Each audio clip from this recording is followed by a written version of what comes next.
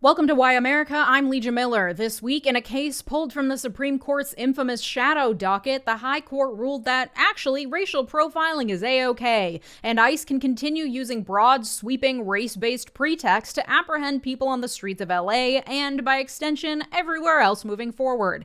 Today, we're discussing the case, the Supreme Court's shadow docket, and what this means for your rights against unreasonable searches and seizures by a tyrannical government moving forward. Spoiler, it's not great! Thank you to my partner on today's video, PDS Debt. Credit card debt sucks. I've struggled with it. I know how stressful and overwhelming it can feel to watch those debts piled up, and it's so hard to live your life under the constant strain of worrying about credit card debt on top of, literally everything else going on right now. And of course, it's the credit card companies that win when you have to keep paying them huge amounts of interest every month. It can feel so good to finally take back control of your life by tackling those big, scary debts, especially if you can get a little help along the way. If you're struggling with credit cards, personal loans, collections, or medical debt, you need to check out PDS Debt. PDS Debt provides a service to match you with debt solutions tailored to your financial situation, and they have a team of people ready to help you with your debt journey. They understand your specific scenario and will help provide alternative solutions to becoming debt-free. PDS Debt is offering a free debt analysis. It only takes 30 seconds. Head over to pdsdebt.com/Miller to get your free debt assessment today. You'll receive a full breakdown on how to save on interest each month and the quickest way to take care of your debt.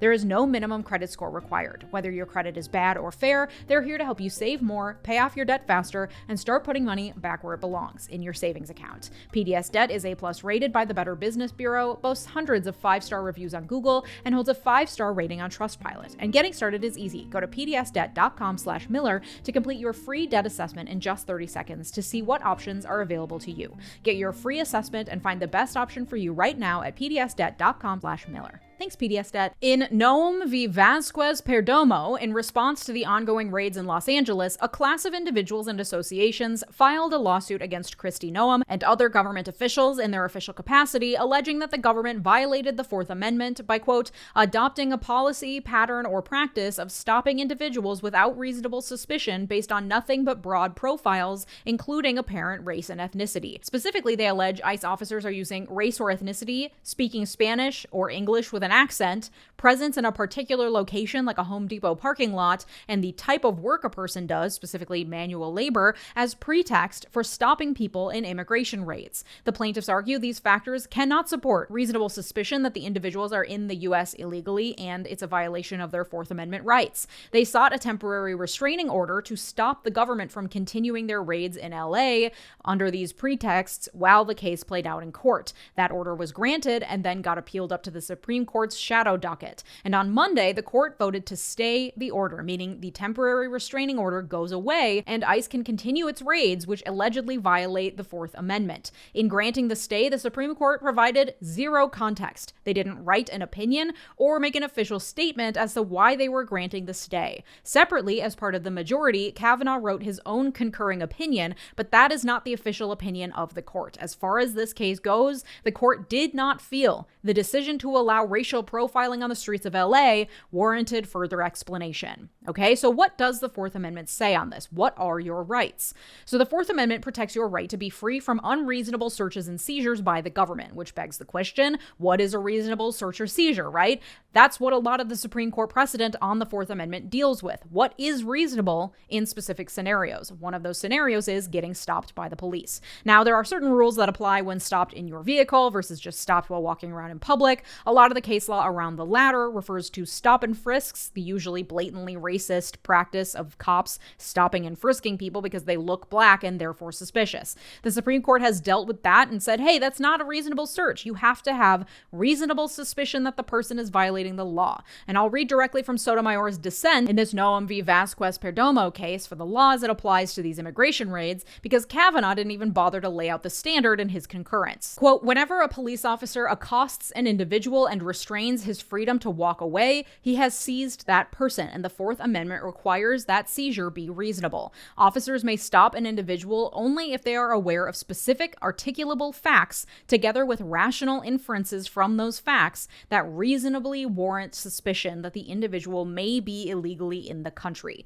This requires more than an inchoate and unparticularized suspicion or hunch of criminal activity. Critically, a set of facts cannot constitute reasonable suspicion if it describes a very large category of presumably innocent people. For example, the court has already found that Mexican ancestry cannot alone constitute reasonable suspicion because there are a lot of people in the U.S. legally that have Mexican ancestry. And just the fact of being in an alley in a neighborhood with a lot of drug users is not sufficient to give reasonable suspicion that anyone in that alley is a drug user, because any number of people in the neighborhood could be passing through that alley. Indeed, the dissent cites to a case from 2020, very recently, that reiterated the need for an individualized suspicion that a particular person was engaged in a particular crime beyond just a demographic profile. So that's the Fourth Amendment standard. Yes, reasonable suspicion is a lower standard than probable cause, but it still requires there to be individual facts specific to the individual being targeted that give rise to a reasonable suspicion that they are in the country illegally, which does not square well with a regime trying to just blanket discriminate against an entire group of people. Kavanaugh's concurrence doesn't even bother addressing any of this. His concurrence acknowledges the immigration raids in LA, but seems to indicate zero concern about ensuring the legality of such raids or acknowledging the breadth of the public backlash. He just says, well, I mean, there are so many immigrants there. Of course they would conduct enforcement measures in LA. They conduct just basic, routine, innocent little investigative stops. And the second that they learn that the person they stopped is a US citizen or otherwise legally here, they promptly just let the individual go. That's all that's happening. And if you think otherwise, you're being hysterical. Like, why are you being so weird about this? Governmental gaslighting at its finest. And make no mistake, lawyers are master gaslighters. Not me. I would never do that. But anecdotally speaking. So typically when the Supreme Court agrees to grant an emergency stay like this, where the case is still ongoing, they're just appealing a mid-case decision by the lower court, it is typically Supreme Court practice to avoid overstepping into the case as it plays out before. Typically, it should actually be very difficult to get the Supreme Court to step in and overrule a lower court, as they did here in the middle of the case. So there are a bunch of factors that they consider when determining whether or not to do this. Importantly, they must weigh the harms and benefits to each party in making their determination. Which party would be more irreparably harmed, and is it necessary for the court to step in and protect against that harm? Kavanaugh does this balancing of the harms and equities between whether to grant the stay or not, and he says, well, obviously, this factor tips in favor of the government. Think of the detriment to the American people if ICE is barred from enforcing congressionally mandated laws. Ignore the fact that nothing in the order prevents ICE from continuing the raids, they just have to do so with the whole racial profiling thing. But according to Kavanaugh, that's irreparable harm. And the only interest being invaded here on the other side is in the interests of those damn illegals trying to enter our country and not get caught. That's, quote, not an especially weighty legal interest. He goes on to say, sure, I recognize and fully support that many, not all, but many illegal immigrants come to the United States to escape poverty, which piss me off. The not all but many aside. In legal writing, especially when it comes to Supreme Court opinions, usually the language is very deliberate, as it is here. He said many. Many come here to escape poverty. That could have been the sentence, but he added many, parentheses, not all, but many. It's a wink and a nod to the bigots and xenophobes. I see you guys, just let me deal with this first. Let me just assuage the libs that I'm definitely not completely in your pocket.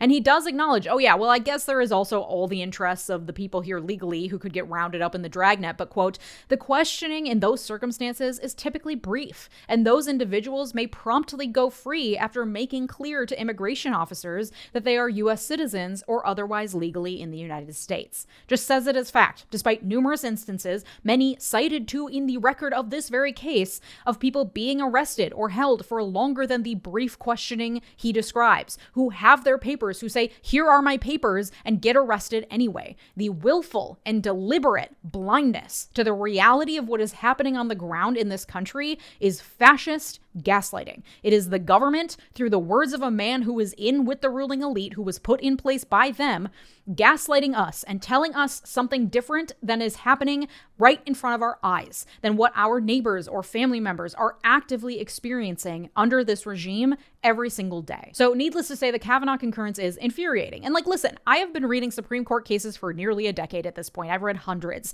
The opinions and concurrences coming out of this conservative Supreme Court read differently differently. They hit different. It's hard to put my finger on it, but in part there's a sense of hostility towards the liberal justices, towards the lower court judges, towards the ongoing questioning of this regime and its tactics. Most of the time, it's not open hostility, it's more woven into legalese and banal-sounding passages, but it's there, and it's palpable, and it's not normal. And there's also a willful blindness to precedent and to the reality of what's happening in this country on the ground every day. There is a willingness to completely ignore things, including facts clearly established on the record, in a way that is disconcerting, to say the least. And they know that it's happening. They watch the news, they get amicus briefs detailing exactly what's going on. They have full access to the whole record. It's willful, because it's also the job of a lawyer and a judge, a good one anyway, to address all factors in an argument, for or against the stance you're taking. This is like law school 101. You can't just say, here's what I'm arguing and here's all the reasons I'm right. You have to say, here's what I'm arguing, here's all the reasons I'm right, here are all the ways the opposition says I'm wrong and why they're wrong, or it doesn't matter.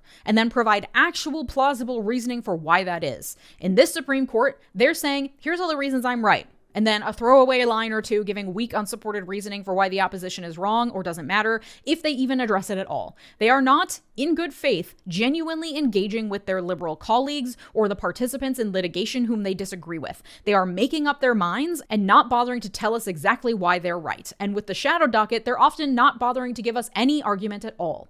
Justice Sotomayor's dissent, which Justices Kagan and Jackson joined, lays a lot of this out and acknowledges reality in a way Brett Kavanaugh refuses to. Her opening paragraph says, quote, "In early June, the government launched immigration enforcement raids across Los Angeles and its surrounding counties. During the raids, teams of armed and masked agents pulled up to car washes, tow yards, farms, and parks and began seizing individuals on site, often before asking a single question." A reality that Kavanaugh didn't even bother acknowledging or addressing. Like, if you're gonna erode constitutional rights, you should have to tell me why with your whole fucking chest. Sotomayor then goes on to actually lay out the law, which Kavanaugh didn't bother with. She concludes that the 4 factors the government is using to determine reasonable suspicion clearly go against Supreme Court precedent. Quote, "As the district court correctly held, the 4 factors, apparent race or ethnicity, speaking Spanish or English with an accent, location, and type of work, are no more indicative of a legal presence in the country than of legal presence. Allowing the seizure of any Latino speaking Spanish at a car wash in Los Angeles tramples the constitutional requirement that officers must have a particularized and objective basis for suspecting the particular person stopped of criminal activity." In fact, there is so much precedent, so many important facts Kavanaugh didn't even bother with considering, that I could spend a full hour-long plus episode just going through the dissent in this case. She notes that Kavanaugh seemed fine with the government's argument, which provided no citations, that, well, 10% of the population in the Central District of California is unlawfully present. So these wide dragnets are necessary because anyone meeting these 4 factors has a high likelihood of being there illegally. There's just so many of them.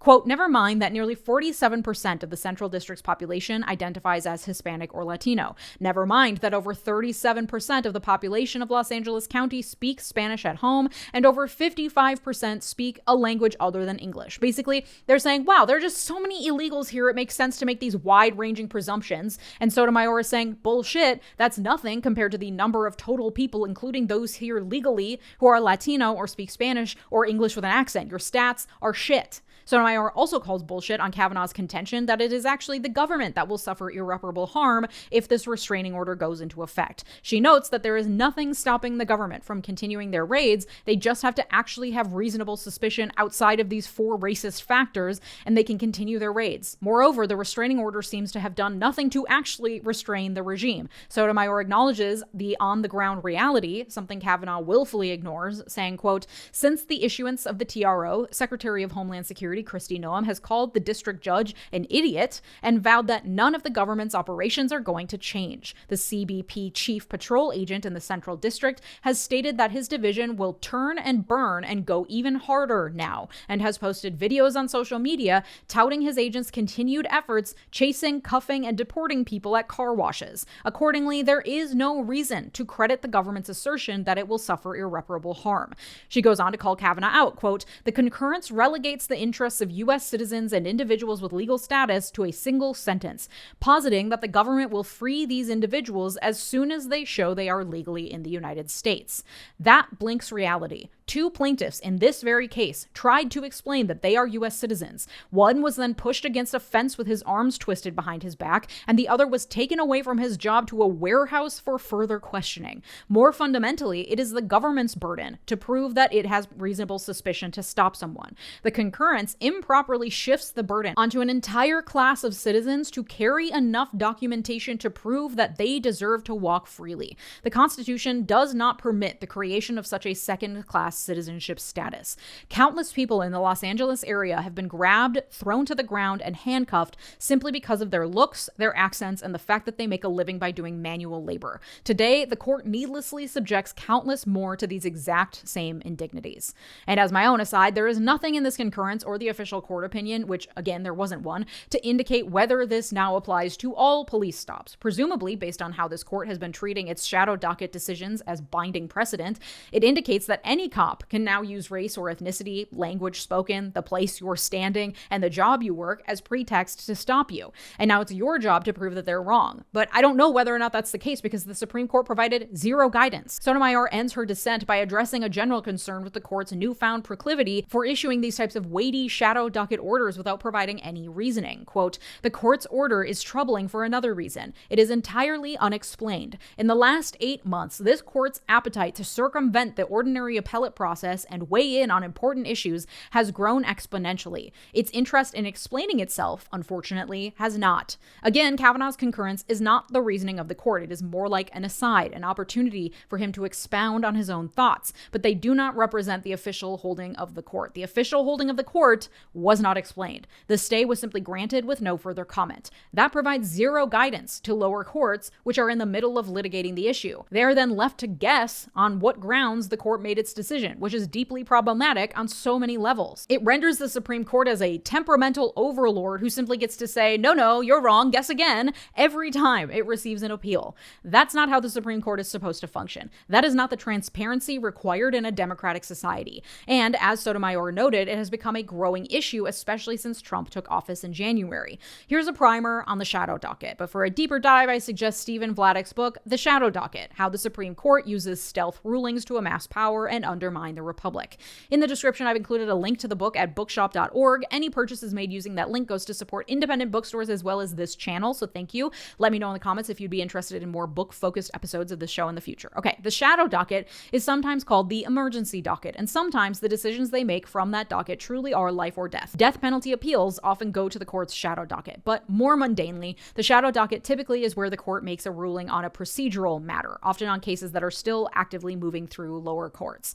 So, for example, if a lower court issues a temporary injunction telling a party to stop doing something until the case moves through the court system, the enjoined party can appeal that temporary injunction, and the Supreme Court can decide to address that appeal and either uphold the injunction or overturn the injunction. The Brennan Center provides further explanation. Quote, "Supreme Court cases take one of two tracks, merits docket or shadow docket. Each term, the court decides some 60 to 70 cases on the merits docket. Before rendering a ruling in each one, the court considers numerous briefs and holds oral argument. It then issues a decision with a lengthy opinion explaining its reasoning, often with concurrences and dissents. Cases on the shadow docket, in contrast to those on the merits docket, typically do not receive extensive briefing or a hearing. The decisions are accompanied by little to no explanation and often lack clarity on which justices are in the majority or minority. They are sometimes released in the middle of the night, creating a sense of palace intrigue. Indeed, law professor Stephen Vladeck noted in testimony before Congress, quote, "Owing to their unpredictable timing, their lack of transparency, and their usual inscrutability, these rulings come both literally and figuratively in the shadows." Sometimes shadow docket rulings are genuinely mundane, like setting a due date for a brief or something, but sometimes they can have really high stakes, not just the death penalty cases, but also cases involving reinstatement of a law after an injunction has been put in place. Another example, earlier this year, the Supreme Court stopped an injunction which allowed for detained immigrants to be forcibly deported to Sudan, where they had no ties and could face further detention, torture, or death. Or sometimes decisions made on the shadow docket can imply that previous Supreme Court precedent no longer stands, but provide no explanation or clear statement on the matter. For example, a number of decisions made off the shadow docket this year have involved Trump's ability to fire previously independent officials. Nearly 100 years of Supreme Supreme Court precedent under what's called Humphrey's executor has established that Congress can create bodies and entities outside the purview of the president, which the president does not have the right to hire or fire at will. By ruling without explanation that Trump actually can, for example, fire members of the NLRB, the Supreme Court is implying that Humphrey's executor no longer applies. But by providing no explanation, they're not explicitly overruling that precedent. They are not providing guidance to lower courts on how to move forward, and they're not providing the transparency required of them for the public to understand why they are ruling the way that they are. Some lower court judges are fighting back in clever ways, issuing rulings in line with other Supreme Court precedent, the actual explicit precedent, that go against shadow docket rulings, saying that the High Court didn't say that the precedent no longer applies and provided no indication that it wouldn't apply in this other case, so we're going to move forward as if it still does. The actions of these lower court judges are further supported by the fact that shadow docket rulings usually are not treated as precedent because of the nature of the shadow docket. No full briefing, no oral argument, limited deliberation by the justices. That does not make a great setup for creating precedent, and certainly should not be the means by which the court overrules 100 years of precedent. And yet, when given the opportunity, the conservative justices have been chastising lower court judges who don't take their unexplained shadow docket rulings as precedent in separate cases. According to the Brennan Center, quote, "Today, the justices grant relief in contentious shadow docket cases twice as often as they did a few years ago. The surge in issuing this relief has coincided with Justices Neil Gorsuch, Brett Kavanaugh, and Amy Coney Barrett joining the court. Put simply, the court is making more significant decisions through the shadow docket while having reduced the robustness of the decision-making process. And this perverted use of the shadow docket system has real consequences for the parties in the cases, for judges deciding cases, for lawyers arguing cases, and for the public at large, and the role of the Supreme Court in our government. The Brennan Center, again, quote, "Using the shadow docket for non-emergency but monumental decisions runs counter to the tenets of transparency and the rule of law. As many legal scholars have observed, the justices' usual process of waiting for lower courts to establish facts and weigh in on cases, receiving full briefing, holding oral argument, and providing detailed explanations of their orders is a key source of the court's legitimacy. So when the justices increasingly render decisions affecting more and more Americans in a manner that precipitously resolves constitutional or statutory questions with little to no reasoning given, they feed the perception that their rulings are predicated on political ideology rather than judicial principles." But then, of course, Alito or Kavanaugh go give a speech at some dinner and whine about how they're just human and calling it the shadow docket is unfair and all manner of blather trying to fix the court's PR without actually making the real changes that would make people respect the word of the court again. The lack of faith in the Supreme Court as anything other than a far-right shill at this point trickles down to all the courts. Because even if there are valiant lower court judges standing up for the rule of law despite increased literal death threats against their lives, you don't need to have a law degree to understand that none of it matters if it can all be appealed up to the highest court in the land, which will hand an increasingly brutal dictatorial regime carte blanche to do whatever it wants, no matter what the law says. And now they're doing so without even bothering to provide any public explanation about it. This, like so many other things today, is dramatically eroding the foundations of our democracy and of the pillars of this country that have been taken for granted until now, like faith in the entire judicial system. Of course, there have been calls for court reform for years and abuses of the justice system, which is often a multi-tiered system based on race and class. But even those injustices did not undermine the faith in the functioning of the courts the way that 8 months of this Trump regime has. And every sign indicates that this court only intends on ramping up its use of the shadow docket to uphold the Trump regime at every possible opportunity. If you want the joy of supporting independent media, consider clicking the big join button here on YouTube or joining my Patreon community at patreon.com/LeejaMiller, where you'll find all of these episodes completely ad-free. Thank you to my multi-platinum patrons, Mark, Sarah Shelby, Art, David, RH, Latranger, Lucas, Thomas Johnson, and Tay. Your generosity makes this channel what it is, so thank you. And if you like this episode, you'll like the one from Monday about Venezuela and Trump's boat bombing that was probably a war crime. Thanks so much for watching. Have a good day. Bye-bye.